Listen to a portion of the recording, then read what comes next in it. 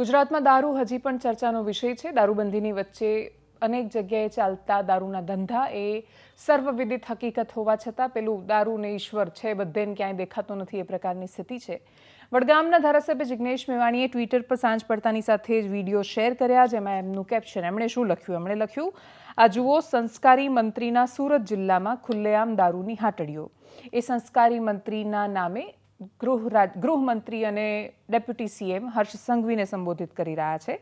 એ લખે છે કે શ્રીમાન ફાંકા ફોજદાર વડગામમાં આવીને કહે છે, અડધી રાતે મને ફોન કરજો, હું આવી જઈશ. આ તમારા પાપે સુરતના ઓલપાડ તાલુકાના ડભારી, ટુડા, લવાછા, ધનશેર, પિંજરતમાં ચાલતા દારૂના અડ્ડાઓ સુધી પહોંચીને અમારા લડાકુ સાથી દર્શન નાયકે સ્ટિંગ ઓપરેશન કરીને ઝડપેલા દારૂના પીપળા. હવે બતાવો તમારા સંસ્કાર અને કરો બધું શાંત. આ પ્રકારની ટ્વીટ એમણે કરી છે. જે એમણે વિડીયો શેર કર્યા છે એના પર પહેલાં કરીએ નજર.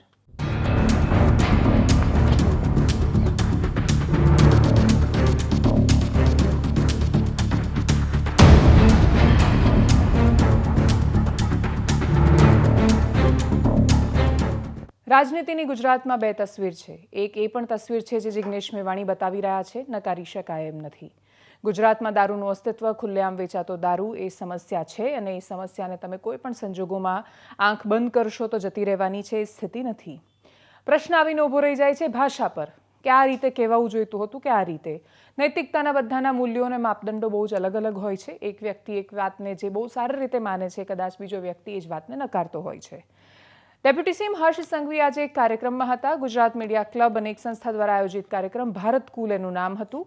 ભારત કુલના બીજા અધ્યાયમાં ડેપ્યુટી સીએમ સાથે વરિષ્ઠ પત્રકાર અજય ઉમટે જ્યારે સંવાદ કર્યો ત્યારે મૂળતઃ મુખ્યત્વે કોમનવેલ્થ ગેમ્સની આજુબાજુની થયેલી વાતચીતની વચ્ચે એમને પ્રશ્ન પૂછવામાં આવ્યો આનંદીબેનનો રેફરન્સ આપીને, કે જ્યારે પૂર્વ સીએમ આનંદીબેન આવ્યા તો એમણે પણ ચિંતા વ્યક્ત કરી હતી કે દારૂબંધી આપણે ધીરે ધીરે ખોલવા જઈ રહ્યા છીએ. તો એમણે કહ્યું કે સરકાર આવી કોઈ વિચારણા નથી કરી રહી.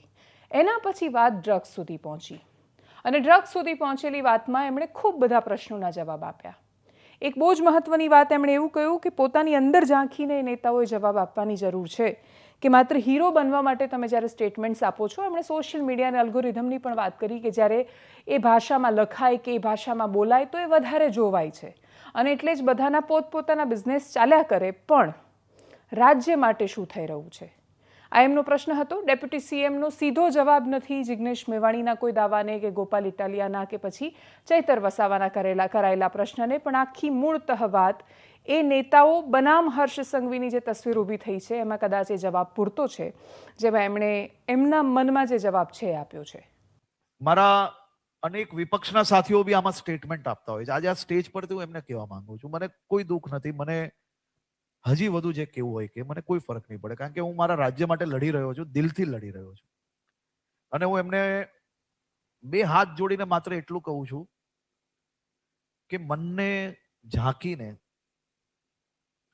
અને કર્મને સમજીને એકવાર વિચારીને જોઈએ કે ડ્રગ્સને રાજકીય મુદ્દો બનાવવો જોઈએ કે ડ્રગ્સ સામે ખરેખર લડી લેવું જોઈએ. તમે મનથી વિચારજો. રાઈટ. આને આને આને આને જે અમારી ભૂલ થઈ હોય તેમાં જરૂરથી આરોપ બી કરવો જોઈએ. મારું કોલર પકડી લે, મને કોઈ ફરક નથી પડતો. પરંતુ એક વસ્તુ તો વિચારો કે કોઈ 1000 કરોડનું ડ્રગ્સ પકડ્યું હોય અને કોઈ એમ કે આપણું ગુજરાત ઉડતા ગુજરાત બની ગયું છે, ખાલી પોતાની પેલી ઇન્સ્ટાગ્રામ અને યુટ્યુબ પર વ્યૂઝ વધારવા માટે અને અમુક ભાષાઓ તમને પેલું કહેવાય ને કે ઇન્સ્ટાગ્રામ અને સોશિયલ મીડિયામાં કોઈ દિવસ સારી ભાષા કે સારો પ્રયાસ ના ચાલે. એમાં તમે આમ પેલું લોકોને હસવું આવે ને મજા આવે એવી વાતો કરો એટલે કેવું પેલું રીલો ચાલ્યા કરતી હોય અને વેપાર ચાલ્યા કરે. પરંતુ ક્યારે એવું વિચાર્યું છે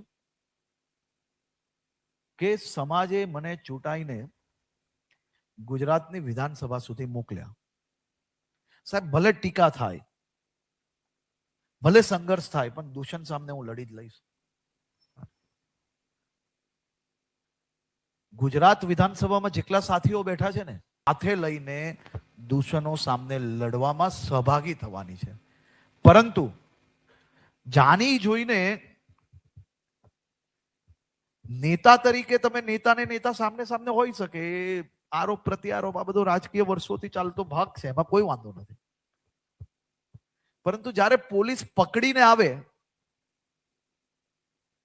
ત્યારે કોઈએ એવું જોયું છે કે આ ભારત પાકિસ્તાનના દરિયાના ભારી મોજાઓ વચ્ચે 2-3 દિવસ સુધી ગુજરાત ATS ની ટીમે પાકિસ્તાનીઓનો સામનો કરીને, ગોલીઓનો સામનો કરીને આપણા દેશની ધરતી પર ઘૂસતા ડ્રગ્સને પકડીને આવ્યું છે, તો આપણે એને અભિનંદન આપવું જોઈએ, સન્માન કરવું જોઈએ. કેમ સમાજની આ જવાબદારી નથી સાહેબ?